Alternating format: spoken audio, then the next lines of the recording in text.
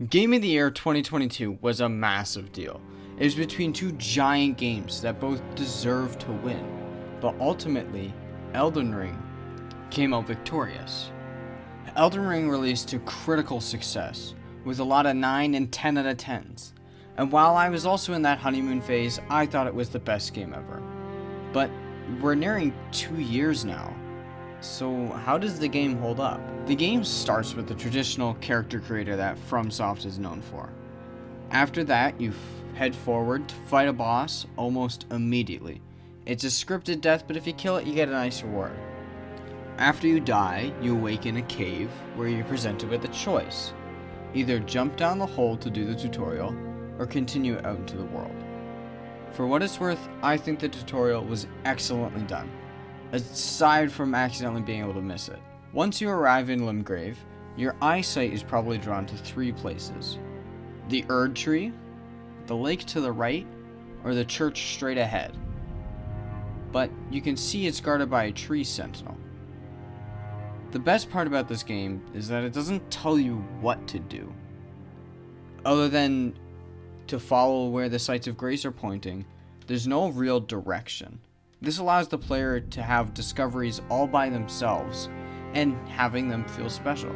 For instance, there's an Gargole southwest of Limgrave. Inside is a boss that drops a very good weapon, but continue south even more and there's an entirely new area, the Weeping Peninsula. Now, most people will probably sit at a grace around 10 minutes into the game, and that's where we are introduced to our level up mechanic and our steed to travel faster. After this, there are 3 big places to go. Continue up Stormhill to the Stormvale Castle Gate, go south to Castle Morn, or go to the Fort Height westward. When I first played the game, I headed to Fort Height because it seemed like the easiest. At the top of the fort, you encounter a knight who uses blood arts to fight, where he infuses his sword with blood and then hits for bleed along with extra damage. If you manage to kill him, you gain the Ash of War Bloody Slash. This is where I have to say the Ashes of War system is a massive step up from the Dark Souls 3 weapon arts. The ability to change the affinity of the art and weapon is so useful. But what I like most is how unique weapons can't have their ashes changed, which means they're even more unique. If the player chooses to head south to Castle Morn, however, they're met with a real boss. This boss is not great, but not terrible. I would have liked to see him actually use the grafted blade, but it's not the end of the world. After beating him, the player is awarded with a legendary weapon. And finally, if the player chooses to head north to Stormvale, that is where we meet our first story boss, Margit the Fell Omen. I like this boss a lot. He's supposed to beat you. There's no sugarcoating it. He's supposed to beat you. So you learn to go explore. This boss teaches a good lesson for how this game's bosses act. With stupid long delays, quick follow-ups, and acrobatic moves, this boss is an expectation for the rest of the game. Sure, he's hard, but he's supposed to be. Now, his arena, on the other hand, isn't great. I don't like arenas where they have destroyable objects and the only way to destroy them are by rolling. These obstacles always result in at least 1 death from me. Now, the size of the arena I don't mind. Sure, it's annoying when you get hit so hard that you fall off. But if you're playing this like a tight hallway where you're not going on the grass, you should be fine. Overall, there are a lot of flaws in this boss, but I think it is a great introduction to the game. 9 out of 10. Stormvale Castle. Now, our first legacy dungeon. And I think that it's great that there's an obvious path and a kind of hidden one. The obvious way is to sneak along the side of the castle. Going this way grants you a talisman or 2 and a bit of an easier time. On the other hand, if you refuse Gostok's request and you head straight through the belly of the beast, it's difficult, but it's a shorter route. Now, after they both convene in the courtyard, there's again another choice. This way they can continue on the big path or go up the elevator to the side. The elevator is much easier, practically a straight shot for the boss. But the main path rewards the player with a helpful summon for the next boss, Nefeli Lu, and a golden seed. Soon enough, we make it through the castle and reach our first Great Rune boss, Godric the Grafted. Now, Godric is very easy, which makes sense because he stole all his power in the lore and is a coward that has never fought anyone truthfully. He bowed down to Melania and escaped the capital disguised as a woman. Now, the boss's first phase is the harder of the two, and there are some unique moves, but there's only one really outstandingly bad move, the tornado.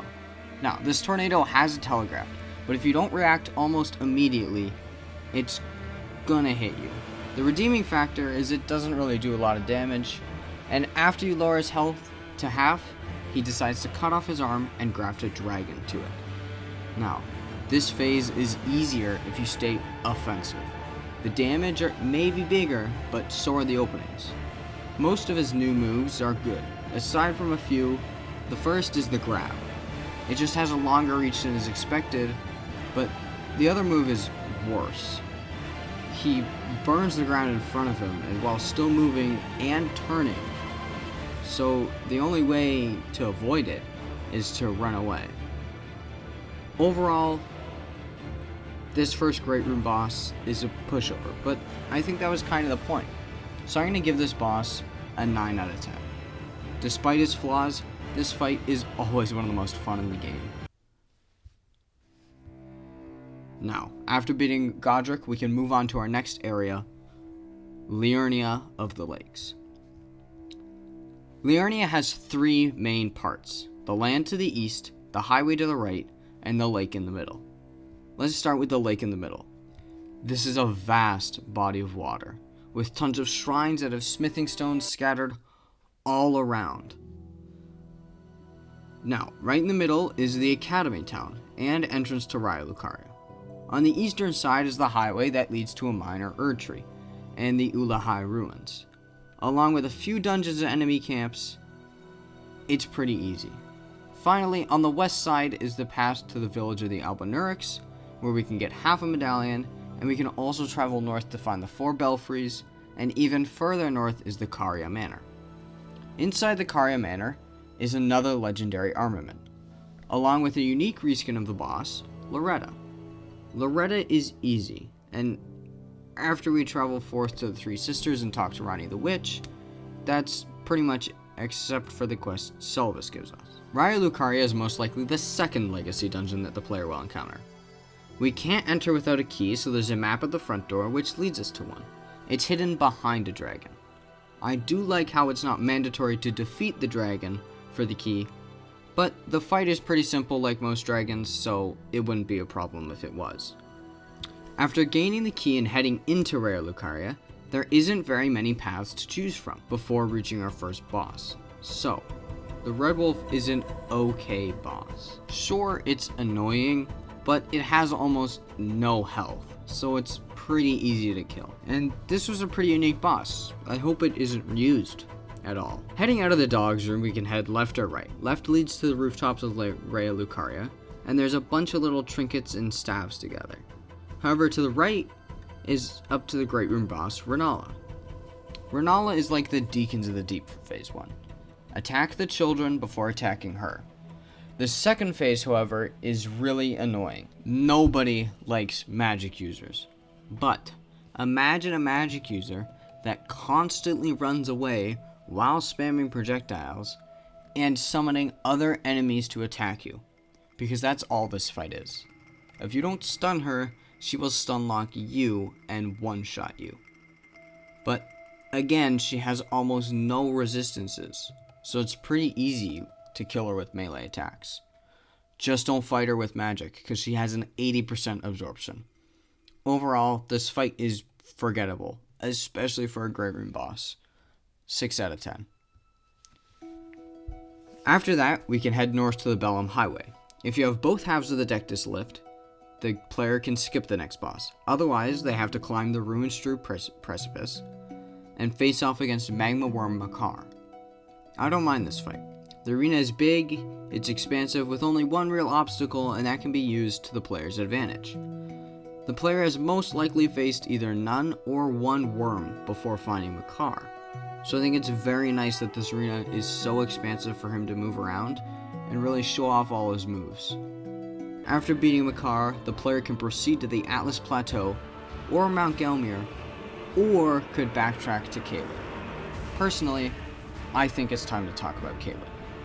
Caelid isn't nice to go through. The place is an empty wasteland full of enemies in a swamp. But I do like that you can use Torrent in the swamp, so you don't have to go through the mandatory Miyazaki poison swamp just yet. Caelid is mainly taken up by a desert on the low ground patrolled by General Radahn. If you've made it to the Atlas Plateau, you don't really have to go through the next Legacy dungeon. But other than that, it's pretty hard to cross the bridge anyways, so... Anyways, the next boss is one of the best fights in the game. General Radahn. Strongest demigod at the time of the Shattering, and has been poisoned by Scarlet Rot ever since. I think Radahn has the best lore out of any of the bosses, so if you haven't, I would highly recommend at least looking it up. Radahn's main fight takes place along the barren wasteland below, because that's all what was left at the time of the Shattering. The first part of the fight is you run up to him. He's launching volleys of arrows from the top of the hill while you charge and summon friends. This boss is different in that any NPC summoned doesn't actually raise the boss's health. Anyways, once you get close enough, he pulls out his swords and starts to attack. The boss's attacks are well telegraphed, and no two combos are telegraphed the same way. The only problem with this boss is his size. And don't worry, this is going to be a recurring issue. Sometimes if you're under him, you can't see what he's going to do next, and that may cause some problems with telegraphing and lead to some unexpected deaths. Anyways, once lowered by 1/4 of his health, he'll buff his swords and start using a little bit of gravity magic. Once lowered to half, he'll retreat. The music will stop. You get about 5 seconds to think before he comes crashing down as a meteor. I think this is one of the best phase transitions ever. However, during the second phase, he uses all of his gravity magic and has longer, harder hitting new combos. I think this boss is one of the best in the game and definitely needs to go back to his launch state because the damage just makes sense. But other than those gripes, I think this boss is one of the best. 10 out of 10. Defeating Radahn allows us to start progressing Ranni's quest. So, after the big meteor crashes into Limgrave and opens up a crater, we are allowed to head into Nokra. We fight the Mimic Tier, which is really just an NPC, but I'd give it a 6 out of 10 for creativity from both the developer and the players for finding ways to cheese it. After dealing with the Mimic Tier, we get the Finger Slayer Blade, and then give it to Ranni, where she tells us to climb the inverted tower. We do so, it's not very exciting, and after exiting the building and grabbing the Starcatcher heirloom, she disappears. We head to the Angel River before talking to Adal. She informs us that we are crazy for doing so, but can help her by eliminating the Baleful Shadow. We do so and then continue to the Lake of Rot. Now, I don't think I need to tell you why this area sucks. So we can continue facing the next boss. Estelle, Natural Born of the Void. This fight is painfully average. There's nothing really gimmicky other than the teleportation, so it's not terrible, but it certainly is unique. I hope that it doesn't show up in a random cave somewhere. Anyways, now we have access to the Moonlight Plateau, and it's not special, but it's very pretty. We complete Ranni's quest and get rewarded with the totally not Moonlight Greatsword. Now, back in the Atlas Plateau, I think we should head up to the next Legacy dungeon, Volcano Manor. The manor isn't that bad of a dungeon, but there are several ways to reach it, which is pretty nice. The first boss of this dungeon is one of my least favorites, but just because I suck at this fight doesn't mean it's not good. the Godskin Noble isn't that bad of a boss. He just has one bad move where he puffs up, thinks he's Sonic, and rolls all around the arena. Not a bad boss, but not a great one either. 7 out of 10. After the Noble is the best spectacle boss of the game, the God-slaying Serpent, or Riker. The Serpent Hunter is the gimmick weapon for this fight. It's like Yorm from DS3, but you can use any move and not just the weapon art to damage the Serpent. The first phase consists of bites, acidic vomit, and only one terrible move. It's the Earthquake one. After defeating the Serpent, he reveals himself to be the demigod Riker. This second phase is very good. Every move is well telegraphed and has enough end lag that it can be punished. The only bad move is the Rain of Skulls attack, and for like 10 seconds it's the fun game to see how many times the roll button can be pressed before running out of stamina. But he should only do this move once if you're punishing his attacks enough. This is by far the best gimmick boss FromSoft has done. One of the best spectacle ones. For what they were going for, I think they nailed it. So 10 out of 10. Now we can finally proceed to Leyndell. But before we go in, we must fight another Tree Sentinel variant. I think there's starting to be a pattern here. But anyways, this fight is bad. And I mean bad. He has big swings with just enough end lag that you think you can punish him before attacking, but you don't. After that, when he gets to half health, he powers up and he just does more damage and everything now has a bigger AoE. I don't know whose favorite boss this is, but I think it deserves a 4 out of 10. Not terrible, but not good either. I'd also like to mention this is the only mandatory open world boss. So if you're playing with friends, there's a chance the invader may just hide behind the boss. Anyways, proceeding through Leyndell is long. This is the third biggest legacy dungeon. The other two are coming up later. There are many places to start, so let's go with the sewers. There isn't much down here, and if I'm being honest, I haven't actually gone through it regularly. I usually use the elevator skip down to Moog. Speaking of Moog, he's the next boss to review, and I think this sewer one's okay. Aside from the insane absorptions he has, it isn't that different from Moog Lord of Blood Phase 1, so we'll talk about it later. Heading back up, we're met with Godfrey's Ghost. This fight is fun, it's simple, there aren't any terrible attacks, and if you jump the stomps, it's an easy fight. Overall, this fight is, again, fun, simple, and at worst hard to read because of the translucentness of him, but it's not that bad, so 7 out of 10. Right after is our next boss. King Morgoth, last of all kings. This fight is fast, and not in the sense of time. He moves fast, and you have to react accordingly. Otherwise, you will be punished severely. For his first phase, he can use all sorts of holy weapons with his sword, combined stretching for a long, readable combos, with semi-punishable end lags. He's acrobatic and swift, so you must be on your toes for this fight. Once gotten down to half health, he will let his omen blood all over the arena, causing geysers to appear after every combo. Along with that, he also has new combos, where the attacks are even quicker and have longer end lags. He can also grab or charge the player after coating his sword in his cursed blood. This is my second favorite boss, just because of the quick, aggressive front he puts on. There are plenty of flaws, especially the grab hitbox, but I love this fight nonetheless. 10 out of 10. Defeating Morgoth gives us access to the mountaintops of the Giants, where we head to Castle Sol first. At the top of the mountain, at the top of the castle, is where we fight Commander Nile. I don't mind the reused moves from O'Neill, because this fight is different enough that it doesn't really feel like the same boss. But this fight is also the definition of average. You sit there, bait the same move, punish, run away. It's not enjoyable, but it's not annoying, so 5 out of 10.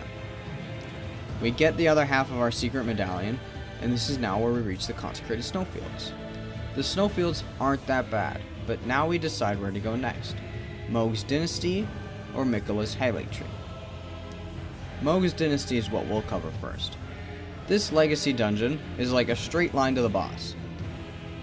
There isn't much to explore. The most notable thing here is the Albaner room farm area.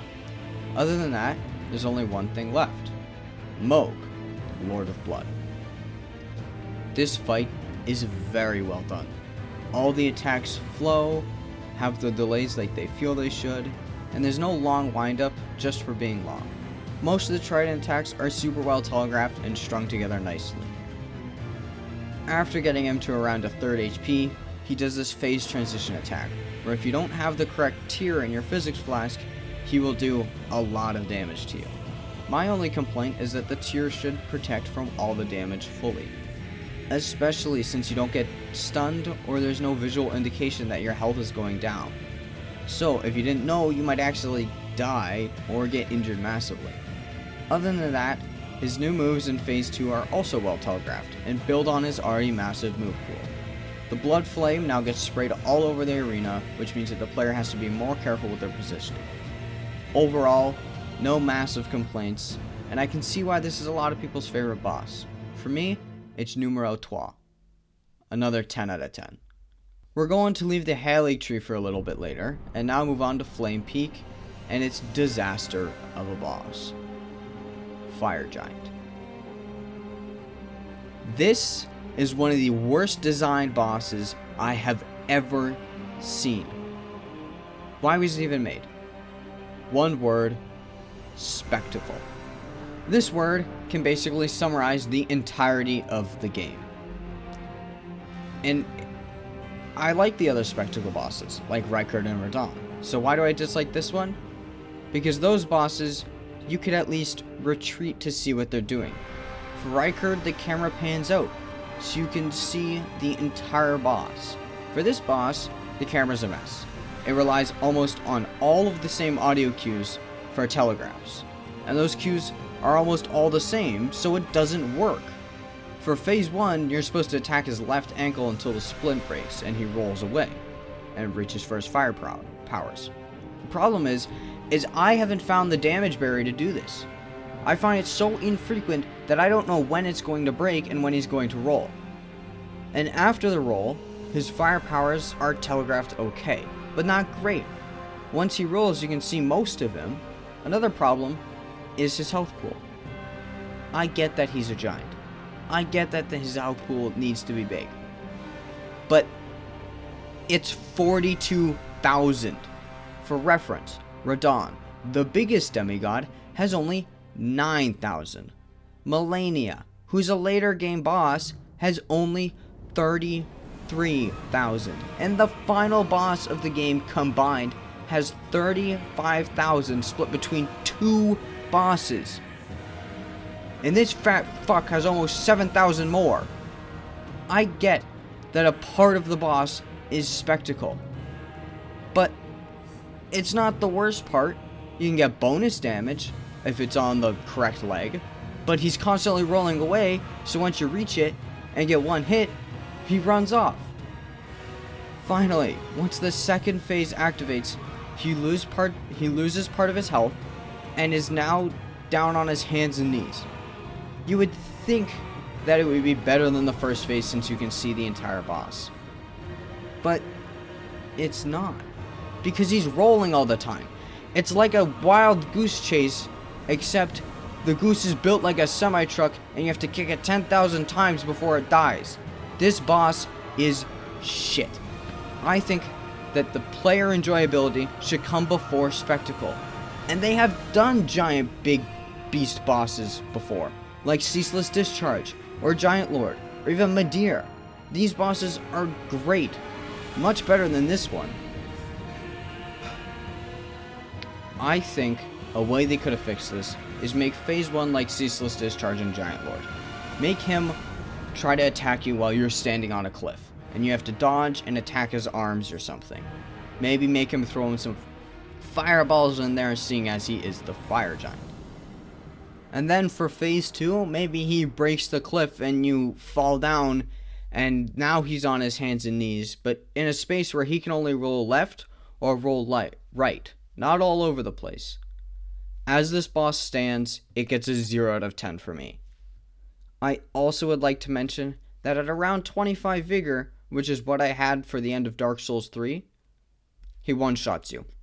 If you're not above 25 vigor, he will one-shot you.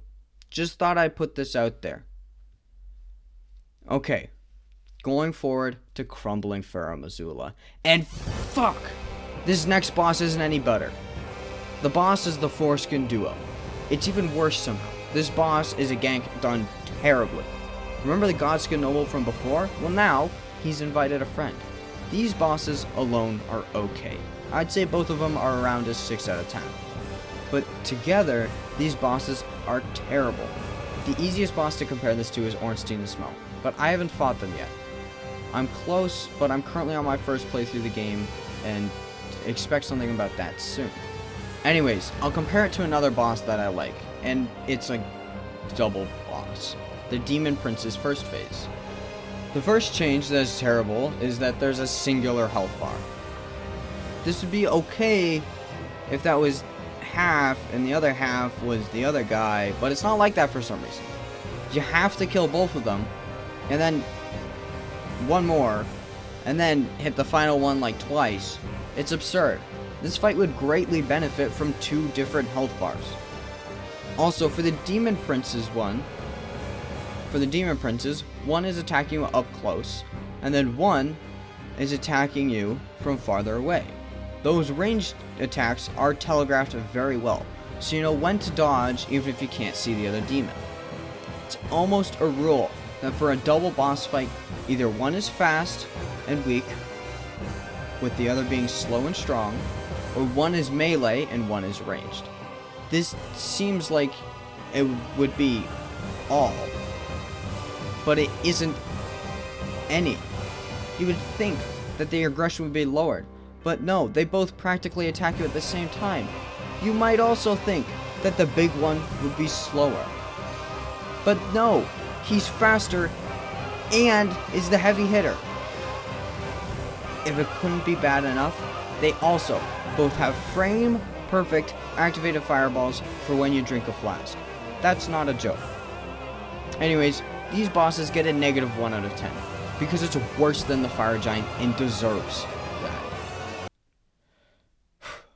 These last 2 parts took out about a page and a half in the script, by the way. Now, before we go on to the next boss, I want to discuss the 2 dragon bosses. One of them is the best, and the other is the second best. Personally, I think that Fortisax is the second best dragon fight. He's very unique and looks amazing. But the problem is that he's kind of too similar to a regular dragon boss. But that doesn't mean that he doesn't have some of the coolest moves in the game. 9 out of 10. Now, onto the best dragon fight, plus Sujusax. He's great. He's unique. He feels like a dragon fight, but he's not the same as all the others because he's so big, uses his lightning powers and claws, and has not 1, but 2 heads. And I think that his laser beam attack is a fair, punishing one-hit KO attack, because you can kind of see it coming from a mile away. And the only complaint I have is sometimes being pushed around by him, because he's kind of a big boss. And the run back is pretty long. I think it's the longest in the game. It's kind of a shame there's no Stake America inside the arena. I would have liked that. But otherwise, 10 out of 10. Best dragon boss in the game. Now, on to the next boss. Hopefully this boss is better. And thankfully, it is. Malekith's first phase is not my favorite. but it's better than the last two bosses, so it's a nice break. His second phase is better than the first, with the only problem being the Blasphemous Claw item. It isn't great, and sometimes you can be hit as you parry, and it causes a weird exchange. Other than that, his second phase is a lot of fun, so I'd give it about an 8 or a 10. I don't love the first phase. If it was all second phase, definitely 9 or a 10 out of 10. Now, we're going to talk about the Halig tree. This legacy dungeon is the second biggest, just behind Faramazula, and I think it's okay. It's not anything special, but it's good for what it is.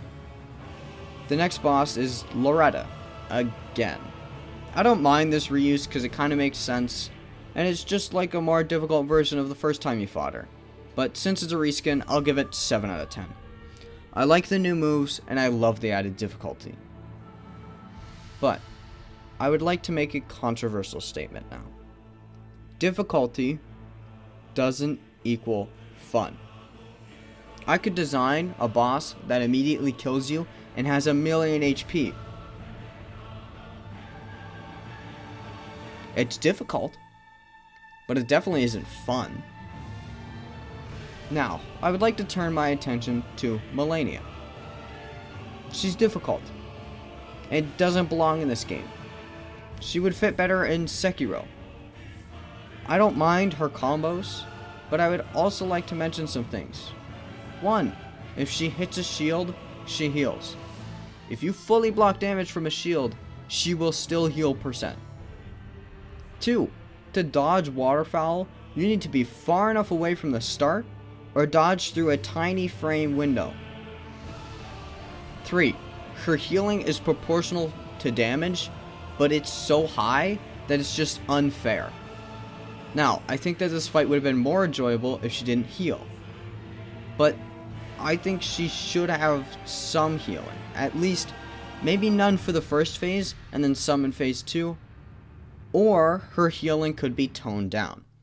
If Radahn's damage could be nerfed, Malenia's healing can be as well. Overall, I don't hate this fight, but it's never been enjoyable for me.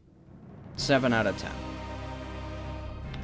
Okay, with Malenia down, that's the final Great Room boss, so only 3 bosses left. Sorry, 4. Gideon exists, and I think that's the best way to sum it up. Okay, now 3's left. Next is my favorite boss in the game, Godfrey.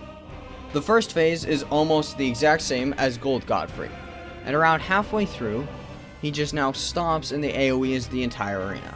I don't mind this change, because it means you just gotta be more careful and keep watch on him. The new moves for the fight are awesome, and make use of the bigger arena he has. Then, at half health, a cutscene plays, and this is one of the only name changes for a phase 2. He now fights as Horalu, Warrior. This phase is so much fun. Now, it does an insane amount of damage, but his range is only about his fists, and I admit, some of the grab hitboxes can be junk at sometimes, so I'm going to give this boss a 9 out of 10, but it's by far my favorite, despite its discrepancies. Now, we're on to the final fight, only 9 pages and 4,000 words later. The first phase is Radagon of the Golden Order. This fight is fun. All of the moves are telegraphed well. The fight builds on itself spectacularly, with now, after most hammer swings, a little AoE is left behind. I love this small change, and the 2 special moves that he does, the Flying Hammer and the Triple Slam, are amazing as well. Overall, this fight is a blast. Aside from the teleport having a hitbox, my favorite boss of all time also teleports. It's the Twin Princes, and there isn't a hitbox and there's enough time for you to react where he's going. Not in this fight. Other than that, this is an amazing final boss. 9 out of 10. Which is why it's so disappointing that there's one more. Elden Beast. Elden Beast is like all the worst parts of this game put together.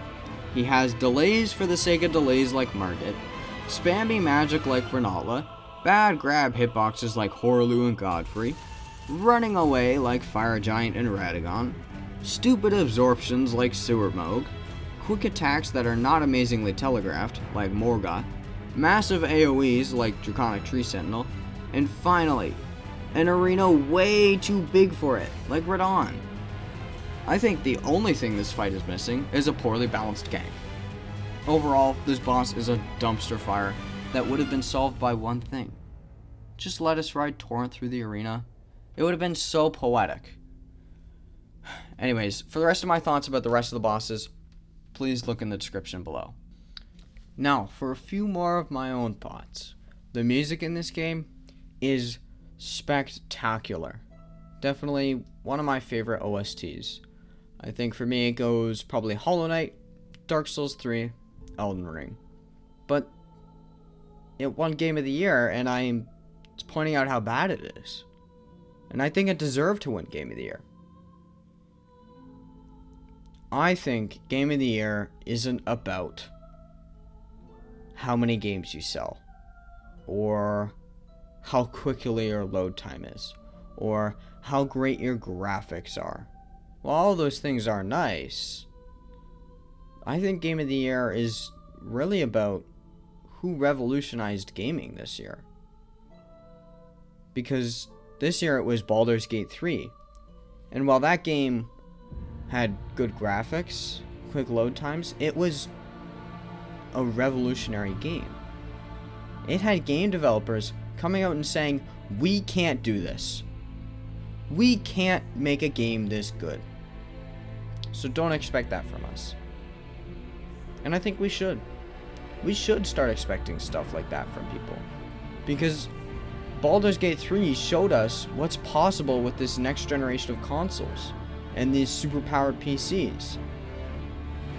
It's possible to make games like this, but the reason companies aren't doing it takes too much money, takes too much time. It's much easier to pump out a terrible game each year. Look at Call of Duty. I never liked them, but I can see that each game is slowly declining downwards. Look at games like Pokemon. I love Pokemon, but this year, Scarlet and Violet, they weren't great games. They were great, they captured the essence of Pokemon, but they weren't great games. I think we should start expecting games to come out with the mentality of, I'm finished. I am done, except for maybe a patch or two, because some things may be unbalanced. I think that's how we should expect games. We shouldn't expect them to come out in terrible, buggy messes. Because that's not a game. That's an unfinished project. And nobody wants an unfinished project for $80. Anyways, that was my thoughts. If you want to see more of my thoughts, look in the description for what I think about some bosses. If your favorite boss isn't on that list, ask me about him in the comments. Anyways, maybe check out this video next. Make sure to like, subscribe, and I'll see you guys later.